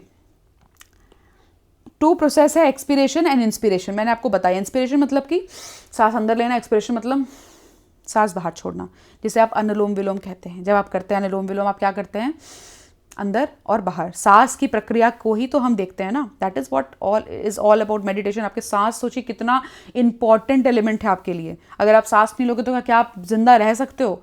रोक के देखो अपना, चलो चैलेंज करो भाई, कुछ कर मत लेना अपने आप को, चैलेंज करो। मतलब कैसे नहीं कि आधा घंटा चैलेंज करो, मतलब देखो कितना, आधा घंटा तो होगा भी नहीं, हार्डली 2 मिनट्स, ठीक है। बहुत भी किसी का अच्छा होगा तो, कोई अच्छा होता है तो 5 मिनट तक भी करता है, बट सांस रोक नहीं पाओगे आप ज़्यादा देर तक, ठीक है। So that's the compulsion of breathing, that is the necessity of breathing in our lives, okay. तो ब्रीथिंग दो स्टेज है, इंस्पिरेशन एक्सपिरेशन। अब ये होगा कैसे, ठीक है। अब देखिए यहाँ पे एल्वियोलर एयर जो होता है वो रिलीज आउट होता है, ठीक है, ये हमें पता है। अब मूवमेंट जो होगा वो प्रेशर ग्रेडियंट बहुत इंपॉर्टेंट रोल प्ले करेगा। किसके बीच में होगा? लंग्स और एटमॉस्फेयर के बीच में। ध्यान रखिए यहाँ पे 2 हिस्सेदार है, एक लंग्स है, एक एटमॉस्फेयर है, ठीक है। तो यहाँ पे मैं थोड़ा सा आपको बगल में बना देती हूँ, जैसे बना रही हूँ बना लीजिएगा। इंस्पिरेशन के केस में देखते हैं, पहले इंस्पिरेशन आता है, ठीक है। तो इंस्पिरेशन के केस में क्या होने वाला है वो देखते हैं। इंस्पिरेशन में क्या है, मान लीजिए यहाँ पे है हमारा एटमॉस्फेयर बाहर में, ठीक है, और यहाँ पे हमारा क्या है, लंग्स, ठीक है। ये है हमारा, बहुत ही गंदा लंग्स बन चुका है, बट ठीक है, मैनेज इट। कुछ और ही बना दिया, किडनी बना दिया मैंने तो, ओके, ठीक है। मान लीजिए ये है, थोड़ा सा कॉपी कर लेते हैं, अच्छे से बना लेते हैं, क्या दिक्कत है, ठीक है। सो ये है हमारा लंग्स, क्या है, लंग्स। अब अंतर क्या है? अंतर ये है कि लंग्स के अंदर अगर हमें सांस पूरा लेना है, मतलब हवा पूरा लेना है, जो बाहर क्या घूम रहे हैं, बाहर जो एयर घूम रहा है, अगर हमें वो लंग्स के अंदर चाहिए तो उस केस में हमें क्या करना पड़ेगा? लंग्स में पहली बात तो प्रेशर कम करना पड़ेगा, क्योंकि एक फिनोमिनन आप जानते होंगे, मूवमेंट ऑफ जो होता है वो हाई प्रेशर से क्या होता है, लो प्रेशर रीजन पे। ये सच्चाई है जीवन का, जो दोनों केस में लागू होगा, इंस्पिरेशन में भी एक्सपिरेशन में भी, ठीक है। So high pressure to low pressure. High pressure कहाँ पर है? यहाँ पे, यहाँ हाई प्रेशर बाहर है कि अंदर है? अब वो डिपेंड करता है कि आप हाई प्रेशर कहाँ बना रहे हो। अब आप मुझे बताइए कि लंग्स को अगर हवा अंदर चाहिए तो उस केस में इनको अंदर क्या करना पड़ेगा? लो प्रेशर, तभी तो बाहर के हाई प्रेशर से अंदर आएगा। तो लो प्रेशर कैसे होगा? क्या आपने पढ़ा है एक चीज़ कि प्रेशर जो होता है, जो हमारा प्रेशर होता है वो इनवर्स होता है वॉल्यूम के। ये आप जानते हो, प्रेशर इनवर्स होता है वॉल्यूम के। प्रेशर ज़्यादा वॉल्यूम कम, वॉल्यूम ज़्यादा प्रेशर कम। तो हम क्या करेंगे, हमने तो प्लूरल मेम्ब्रेन अच्छे सेट कर रखा है, तो हम वॉल्यूम तो चेंज कर सकते हैं, प्रेशर चेंज ना कर पाए भले, तो हम वॉल्यूम जैसे ही चेंज करेंगे प्रेशर अपने आप मैनेज हो जाएगा। तो हम क्या करते हैं, वॉल्यूम एक्सपैंड, मतलब कि बढ़ाने लग जाते हैं। कैसे वॉल्यूम बढ़ाएंगे? वॉल्यूम बढ़ाएंगे हम, जो इतना हमने सेटअप कर रखा है प्लूरल मेम्ब्रेन्स का, ठीक है, ऊपर से हमारे पास एक इंटरकोस्टल मसल्स भी होते हैं, उसका हम अब यूज़ करेंगे। तो यहाँ देखिए, फॉर एग्जाम्पल इंस्पिरेशन जो होता है वो तब हो सकता है अगर हमारे बॉडी में जो pressure within the lungs है, that is intra pulmonary pressure जिसे हम बोलते हैं, वो क्या होए, less than the atmospheric pressure हो, मतलब कि negative pressure in the lungs with respect to what, atmospheric pressure. तो प्रेशर कम होना चाहिए एटमॉस्फेयर से, ठीक है। उसी तरह एक्सपिरेशन में क्या होगा, एक्सपिरेशन में इंट्रा पल्मोनरी प्रेशर जो है वो क्या हो जाएगा, वो हो जाएगा हमारा हायर देन एटमॉस्फेरिक प्रेशर, ठीक है। और ये जो करने वाले हैं किरदार, जो मेन किरदार है इसमें, वो किरदार कौन निभाता है भाई, वो निभाता है यहाँ पे the diaphragm, a specialised set of muscles जिसे हम external and internal intercostal muscles between the ribs होते हैं, वो हेल्प करते हैं ऐसे ग्रेडियंट जनरेट करने में। मतलब कि जो इंटरकोस्टल मसल्स है वो भी हेल्प करेंगे हमारे को वॉल्यूम मैनेजमेंट के लिए। डायफ्रैगम तो कर ही रहा है, डायफ्रैगम में रिलैक्स करेगा तभी तो सांस वो वॉल्यूम बढ़ेगी। तो हमने क्या बोला कि यहाँ पे हमने इंस्पिरेशन के टाइम में बताया था कि ये नीचे की तरफ आएगी, ये नीचे की तरफ आएगी तभी तो कॉन्ट्रैक्शन हो रहा है, ठीक है। सो ये काम होगा। और अब बताइए, inspiration is initiated by the contraction. अब पहले स्टेप बाय स्टेप हमें जानना है, ठीक है। पहले क्या होगा भाई, इंस्पिरेशन जो है वो कॉन्ट्रैक्शन ऑफ डायफ्रैगम से पहले इनिशिएट होता है, ठीक है, विच increases the volume of thoracic chamber in the anterior posterior axis. मतलब मैंने क्या बोला कि एंटीरियर पोस्टीरियर जो एक्सिस होता है उसमें तो वॉल्यूम बढ़ाने का काम किसने कर दिया, एंटीरियर पोस्टीरियर ये था एक्सिस, ठीक है, और ये डोर्सोवेंट्रल था। डोर्सोवेंट्रल ये है, एंटीरियर पोस्टीरियर ये है। तो एंटीरियर पोस्टीरियर में डायफ्रैगम में क्या किया, वो एक्सपैंड कर वो कॉन्ट्रैक्ट कर गया।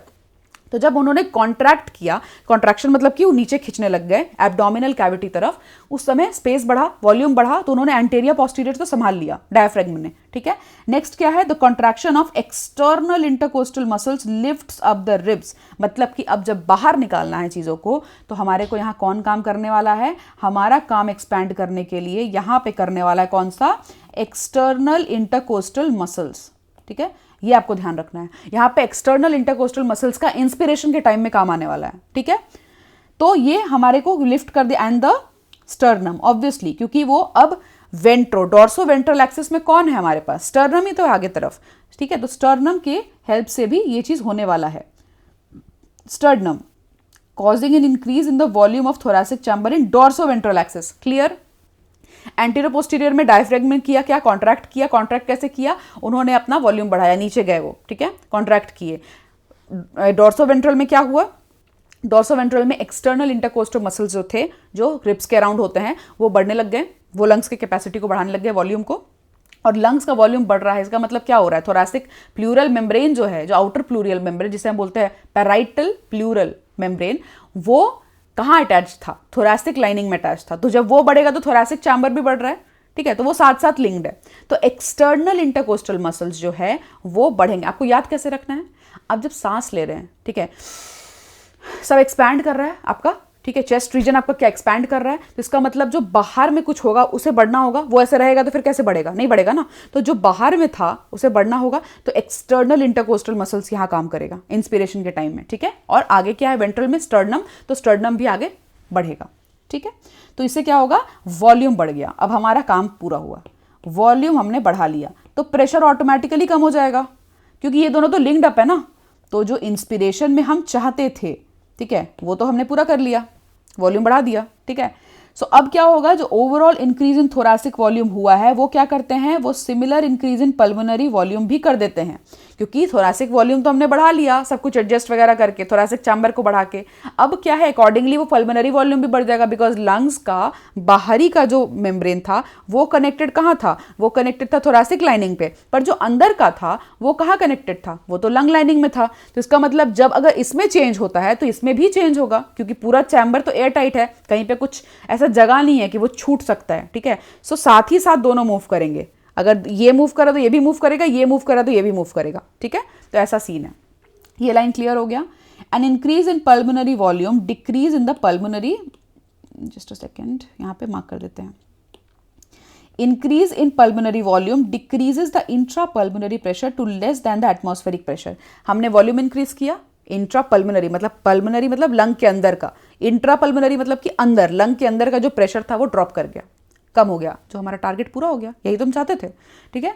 सो which forces the air from outside to move into the lungs. अब क्या होगा, अब जो एयर है क्योंकि एक्सपैंड कर चुका है, now this air will rush in, जो एयर है अब वो एयर कहाँ आ जाएगी, वो लंग्स में आ जाएगी। क्यों भाई, क्योंकि हमने प्रेशर ग्रेडियंट क्रिएट कर दिया, ठीक है, क्लियर है। सो ये आपको ध्यान रखना है। तो हमारे इंस्पिरेशन का जो पूरा मकसद था वो हमारे को पूरा हो गया। लाइन कैसे हुआ यहाँ पे, प्रेशर हमने प्रेशर पहले नहीं, हमने वॉल्यूम को टारगेट किया, ठीक है, हमने वॉल्यूम को टारगेट किया तो वॉल्यूम बढ़ा, ठीक है, थोरैसिक का भी एंड अल्टीमेटली पल्मोनरी वॉल्यूम भी, ठीक है। जैसे ही बढ़ा तो क्या हो गया, प्रेशर हमारे को ड्रॉप कर गया, तो प्रेशर कम हुआ तो एयर गशन कर गया, high pressure to low pressure. Done, inspiration ये है।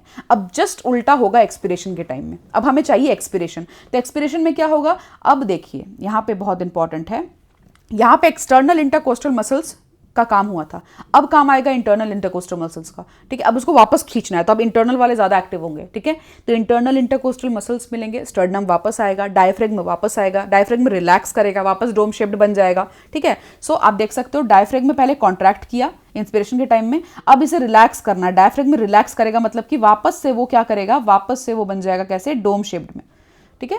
तो डोम शेप में वापस से बन गया, सारा चीज़ जो था वो वापस आने लग गया, ठीक है। किसका इन्वॉल्वमेंट हुआ, इंटरकोस्टल मसल्स, इस बार इंटरनल, एक्सटर्नल नहीं, ठीक है। तो एक्सपिरेशन में वैसा है। अब यहाँ पे आप मार्क करते जाइए, relaxation of the diaphragm and the intercostal muscles returns the diaphragm to sternum to the normal position and reduce the thoracic volume, thereby pulmonary volume, ठीक है। pulmonary volume भी कम हो गया क्योंकि सबने अपना अपना पोजिशन वापस रिटर्न कर गए। This leads to an intra pulmonary pressure to slightly above the atmospheric pressure, जिसकी वजह से क्या होता है, जिसकी वजह से होता है हमारा एक्सपिरेशन। मुबारक हो, हमने सांस ले लिया, एक बार ले लिया और एक बार जाने भी दिया, इंस्पिरेशन भी हो गया, एक्सपिरेशन भी हो गया। डन, क्लियर है, ठीक है।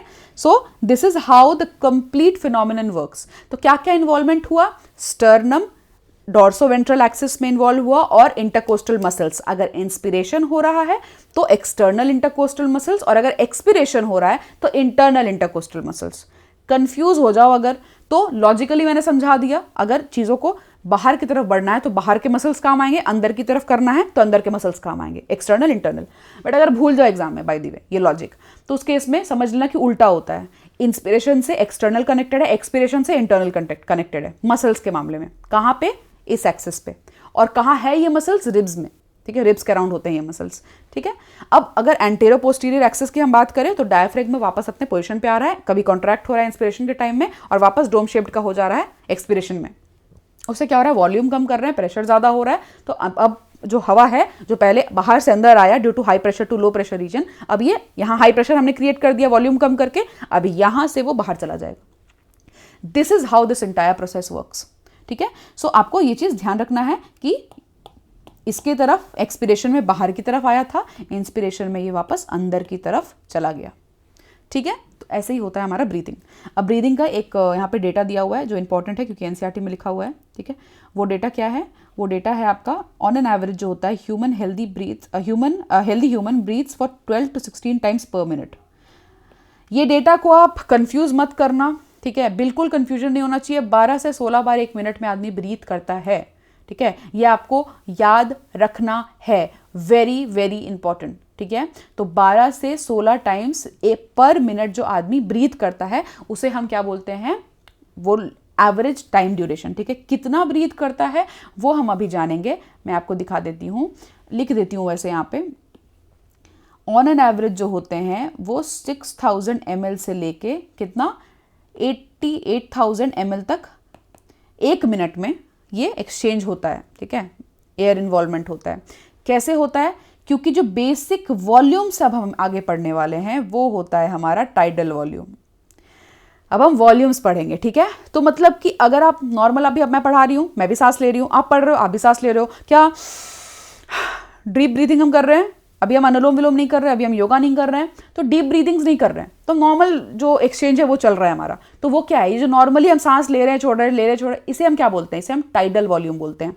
वो वॉल्यूम जो आप बिना किसी एफर्ट के normally day to day life को कोई एक्टिविटी करते वक्त आप करते हो, ठीक है। तो सांस जो नॉर्मल आप ले रहे हो उसे वो कितना अमाउंट का होता है, वो होता है 500 ml, ठीक है, वो होता है 500 ml। अब मान लीजिए मैंने ये 6000 to 8000 पर मिनट कैसे लिखा, इसी से लिखा है, मैथ से सिंपल भाई, ठीक है। तो 500 ml हो रहा है हमारा क्या, एक ब्रीदिंग में, ठीक है। और हम 12 से 16 बार ब्रीथ कर रहे हैं 1 मिनट में।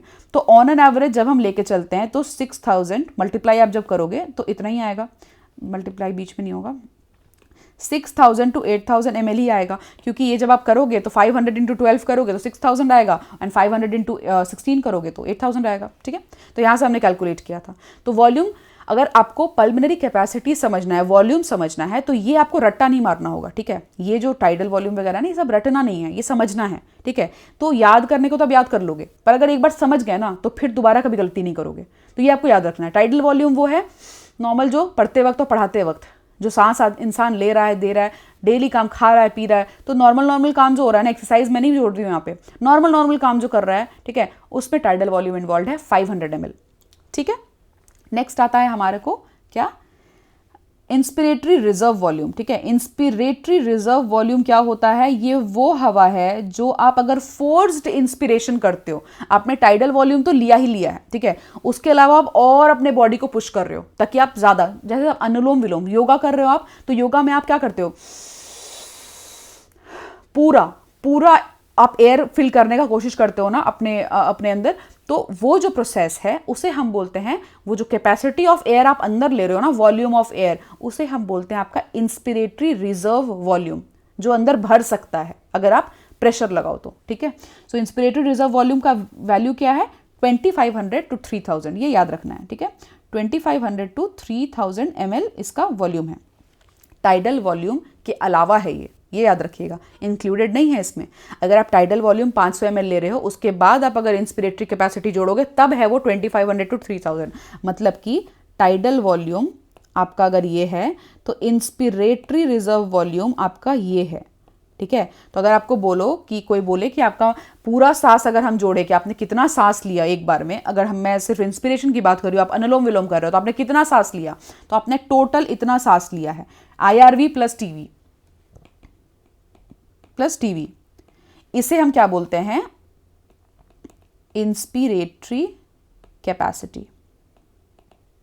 ठीक है, IC आगे होगा, देख लीजिएगा आप, लेकिन यहां मैंने बता दिया ताकि मैं आपको समझा सकूं। ठीक है, नेक्स्ट है एक्सपिरेटरी रिजर्व वॉल्यूम। ये अगेन वही चीज़ है जो आप मैक्सिमम अगर फोर्स करो, जहां पे ऑब्वियसली आपका एब्डोमिनल मसल्स भी इन्वॉल्व होगा। आप जब प्रेशर में हवा को बाहर निकालना चाहो अपने बॉडी से, तो क्या आपको प्रेशर फील होता है, बहुत एक्सटर्नल, तो आपको पेट में एक वो फील होगा कि आप प्रेशर लगा रहे हो पेट से। ठीक है, तो दैट एब्डोमिनल जो प्रेशर होता है ना, जहां एब्डोमिनल मसल्स भी इन्वॉल्व होते हैं ड्यूरिंग अ फोर्स्ड एक्सपिरेशन, वो उस वॉल्यूम को हम बोलते हैं एक्सपिरेटरी रिजर्व वॉल्यूम।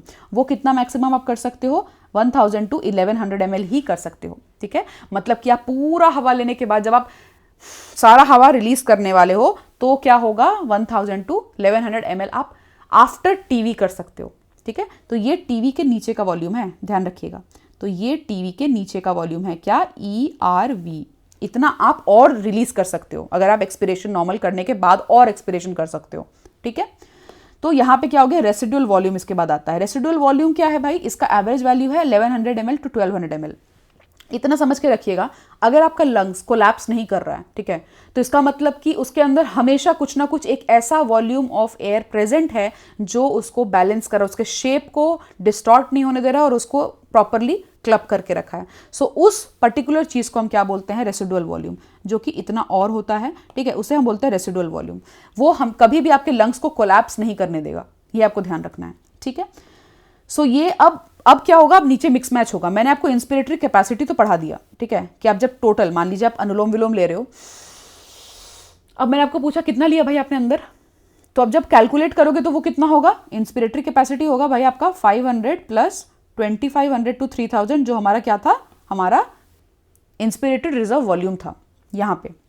ठीक है, अब अगर हम बात करते हैं एक्सपिरेटरी रिजर्व वॉल्यूम क्या होता है उसी तरह, तो एक्सपिरेटरी कैपेसिटी जो होता है वो होता है हमारा टीवी प्लस ERV। अब आप एक्सपिरेटरी कितना मैक्सिमम एक्सपिरेशन कर सकते हो, एक नॉर्मल सांस लेने के बाद आप कितना मैक्सिमम एक्सपिरेशन कर सकते हो, तो आप इतना कर सकते हो। टीवी निकालोगे आप पहले, क्योंकि टीवी आपने नॉर्मली अंदर लिया, अब आप पूरा बाहर पुश ऑन कर रहे हो, तो अब आप क्या बोलोगे, इसको कहते हैं हम एक्सपिरेटरी कैपेसिटी। ठीक है, इसे हम EC बोलते हैं। तो एक्सपिरेटरी कैपेसिटी क्या है, टीवी प्लस ERV। ठीक है, ये आपको ध्यान रखना है, टीवी प्लस ERV हो जाएगा आपका एक्सपिरेटरी कैपेसिटी। नेक्स्ट आता है नेक्स्ट आता है आपका क्या, फंक्शनल रेसिडुअल, तो अगर मैं वैल्यू वाइज लिख लूँ तो वैल्यू वाइज होगा 500 टाइडल वॉल्यूम का, ठीक है, एंड उसके बाद क्या होगा 1100 to 1000, sorry not addition symbol, 1100 to 1000 होगा आपका, इतना ही था value, yes it was 1000 to 1000 ml to 1100 ml, ठीक है, सो 1000 टू 1100, ठीक है, ये हो जाएगा। तो ये आपका क्या हो जाएगा, ये आपका हो जाएगा एक्सपिरेटरी कैपेसिटी, ठीक है। नेक्स्ट हम आते हैं फंक्शनल रेसिडुअल कैपेसिटी। अब ये क्या है, इसका मतलब है कि अगर मान लीजिए टीवी नॉर्मल सांस आपने लिया और लेने के बाद आपने छोड़ दिया, अब पूछा जा रहा है कि आपके लंग्स में कितना फंक्शनल अभी है, मतलब जो हो सकता है, जो रिलीज हो सकता है, ठीक है, तो वो क्या हो सकता है ERV प्लस RV, क्योंकि लास्ट में तो यही बचा हुआ है, लास्ट में इतना ही एयर है ना जो हम एक्स्ट्रा रखे हैं अपने लंग्स में, वो हम रिलीज कर सकते हैं। तो इसे हम क्या बोलते हैं, इसे हम बोलते हैं फंक्शनल रेसिडुअल कैपेसिटी। रेसिडुअल मतलब बचा हुआ, ठीक है, रेसिडुअल, ये आपको ध्यान रखना है क्योंकि ये बचा हुआ हिस्सा है जो आप यूज कर सकते हैं, ठीक है, अभी भी आपके लंग्स में है बट आप बाहर निकाल सकते हो, ठीक है, बट आप आरवी को नहीं निकाल सकते हो, ध्यान रखिएगा अभी, पर इतना है आपके लंग्स में जो फंक्शनल कर रहा है, जो सब कुछ निकलने के बाद भी फंक्शन कर रहा है लंग्स में आपके रह के, ठीक है। जब तक आप योगा नहीं करोगे, अनुलोम विलोम नहीं कर रहे हो, फोर्स्ड एक्सपिरेशन नहीं कर रहे हो, तब तक तो आपका काम कर ही रहा है, काम तो आपका चल ही रहा है एक्सपिरेशन से, ठीक है। सो इतना तो हमेशा लंग्स में है जब तक आप फोर्स्ड एक्सपिरेशन नहीं कर रहे हो। इसीलिए बोला जाता है कि योग में अनुलोम विलोम वेरी इंपॉर्टेंट है ताकि आप सांस का जो एक्सचेंज है वो आप थोड़ा सा रेगुलेशन कर सको, ठीक है, क्योंकि ईआरवी हमेशा अंदर है, आरवी है, ईआरवी आरवी है, तो आरवी तो आप कुछ नहीं कर सकते, पर ईआरवी का तो आप फोर्स एक्सपिरेशन कर सकते हो ना, ठीक है। So that is important. Vital capacity, vital capacity में क्या आ जाता है भाई, इसमें आता है ईआरवी, टीवी एंड आईआरवी, मतलब कि maximum volume of air a person can breathe in. मतलब कि अगर मान लीजिए आपने ये हुआ, अब जब आप रिलीज कर रहे हो ना, व्हेन यू आर रिलीजिंग, तो उसमें जितना मैक्सिमम रिलीज कर सकते हो, मतलब कि स्टार्टिंग राइट फ्रॉम हियर, मैं कहाँ बनाऊं, यहां से लेके यहां तक, यहां से लेके यहां तक एक पूरा सांस लेने में, योग में आपने एकदम एपेक्स पे हो आप, अब आप पूरा रिलीज करने वाले हो, क्योंकि अपना एब्डोमिनल मसल यूज करके सबसे मैक्सिमम रिलीज करोगे, तो पूरा करने के बाद कितना निकलेगा, जो भी निकलेगा उसे हम क्या बोलते हैं, उसे हम बोलते हैं वाइटल कैपेसिटी, ठीक है। तो मतलब कि आपने अपना बेस जोर लगा लिया है और वाइटल कैपेसिटी को आपने यूज कर लिया है। तो वाइटल कैपेसिटी क्या होती है भाई, हमारे पास होती है टीवी, आईआरवी एंड ईआरवी।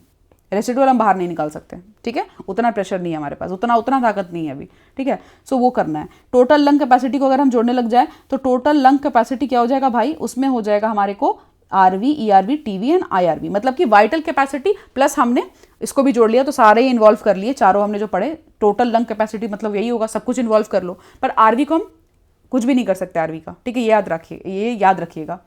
इसको जो ये सब मेजरमेंट आपने किया है इतना सारा, इसको किस तरह से मेजरमेंट किया गया है, स्पायरोमीटर से मेजर किया जाता है, ठीक है, ये आपको ध्यान रखना है, बहुत इंपॉर्टेंट है, ठीक है। ये जो मेजरिंग डिवाइस है वो स्पायरोमीटर है, ठीक है। सो आरवी से हम छेड़छाड़ नहीं कर सकते, पर हम जानते हैं इतना होता है आरवी, ठीक है। We can not just use it as per our convenience, पर हम किसको ऑल्टर कर सकते हैं, ईआरवी, टीवी एंड आईआरवी, ठीक है। So this is how it works, ठीक है। इसको मैंने आपको योगा से कनेक्ट करके ऐसा बताया ताकि आपको याद रहे, रटने जाओगे भूल जाओगे, कंसेप्ट याद रखोगे कभी नहीं भूलोगे, सिंपल है। बायो जो बोलता है रटते हैं, वो यहाँ से थोड़ा ठीक है याद करना रहता है, बट लॉजिक बहुत इंपॉर्टेंट है, बायोलॉजी का एक हिस्सा। अगर आप नहीं समझोगे आप कितना दिन तक याद रख पाओगे, एक कैपेसिटी होता है ना हर चीज़ का, पर अगर आपने समझ लिया तो फिर आप नहीं भूल रहे हो, ठीक है। सो इस क्लास में आने के बाद आपको सिर्फ याद नहीं, आपको समझना है। मेरा हमेशा मेजर फोकस रहेगा to make you understand things, ताकि आप सिर्फ 2 महीने नहीं, आप आगे तक याद रखो। This is not something that you need to forget it. If you have opted biology, that means obviously you want to be a doctor or you want to at least pursue biology further, right? So you should have the knowledge. When you're studying something, don't study it just for the exam point of view. Study it considering the fact that you are attaining certain kind of knowledge that is very, very helpful for you in the long run. Okay? So मेरे class में आने के बाद आपको यही अपना target रखना है. Not only exam, definitely exam, but it's more than that also. ठीक है? So हमने कैपेसिटीज कर लिया. अब एक्सचेंज ऑफ गैस हमारा बच जाता है, बहुत छोटा टॉपिक है जो हम ऑब्वियसली नेक्स्ट में करेंगे, ताकि आपको इतना मैंने समझाया, इतना अच्छे से देखिए, अंडरस्टैंड करिए, ताकि मैं एक ही क्लास में सब नहीं डालने वाली हूँ, ठीक है। तो आपको जब समझ में आ जाएगा ये चीज़, तब हम आगे जब बढ़ेंगे तो और अच्छा कंसेप्ट अभी आने वाला है, वेरी इंटरेस्टिंग कंसेप्ट्स, वहाँ तब मैं अगले क्लास में बताऊंगी, बिल्कुल अच्छे फ्रेश माइंड से। आपको फिर नेक्स्ट क्लास देखना है, तो यहाँ तक आई गेस आपको सब कुछ समझ में आ गया होगा। सब कुछ समझने के बाद, एनसीईआरटी में हाईलाइट करने के बाद दोबारा ज़रूर रिवाइज करिए क्लास के बाद, ताकि आपको सब कुछ आ पाए, ठीक है। तो अगर आपने फर्स्ट टाइम ये लेक्चर देखा है, फर्स्ट टाइम आप चैनल पे आए हो तो ये क्रैश कोर्स जरूर चेक करिए। हमने एनिमल किंगडम इससे भी अच्छे तरीके से, बिल्कुल अच्छे तरीके से किया है। एंड हमारे को फिजियोलॉजी तो करना ही था अच्छे से, because it is a favourite part, human physiology, right. But जो आपको बोरिंग भी लगता है वो भी मैंने आपको हाथ पकड़ के प्रॉपरली करवाया है, एवरीथिंग, ताकि आपको अकेले पढ़ते वक्त बोर ना लगे, ठीक है, बोर्डम फील ना हो। So please go it, visit it. आपको सब्सक्राइब करना है, बस बेल आइकन को क्लिक कर देना है ताकि कोई भी वीडियो आए तो आपको अपडेट मिल जाए प्रॉपरली, ठीक है। एंड उसके बाद आप चाहे तो टेलीग्राम ज्वाइन कर सकते हो पीडीएफ्स के लिए। वेबसाइट आप जरूर ज्वाइन करिए www.msedusphere.com, लिंक आपको डिस्क्रिप्शन में दिख जाएगा, जहां जाके आप कोर्स परचेज कर सकते हो। It's only for 551 and crash course will yield you a very very good thing. Per week हम स्टूडेंट से डिस्कशन करते हैं क्रैश कोर्स में, एज वेल एज इंडिविजुअली मैं बात करती हूँ, परफॉर्मेंस एनालिसिस होता है एंड मॉक टेस्ट भी होगा, 3 major test towards the end of this crash course. So it is always yielding. और यूट्यूब पे कुछ वीडियोस तो रहेंगे, ठीक है, प्लांट फिजियोलॉजी तक मैं यूट्यूब पे वीडियोस डालती रहूंगी, ठीक है। सो आप यूट्यूब पे सबसे पहले देखना शुरू करिए। आपको if that suits you then definitely go for the crash course. बहुत ज़्यादा कुछ है नहीं, इट इज़ टेकिंग मिनिमल, ताकि मैं चाहती हूँ सारे बच्चे, इंटरेस्टेड बच्चे, पढ़ने वाले बच्चे प्लेटफॉर्म पे आके पढ़े। That is my main motive. Okay, so चलिए पढ़ते रहिए, बात तो हम करते रहते हैं, बट आज काफ़ी अच्छे कंसेप्ट हमने डिस्कस किए। सो अभी यू कैन टेक रेस्ट, ठीक है, गो चिल, वापस से पढ़ने बैठिए 10-15 मिनट का ब्रेक लेके, and then will meet in another session. So keep studying, keep preparing, keep hustling. All the best, bye bye.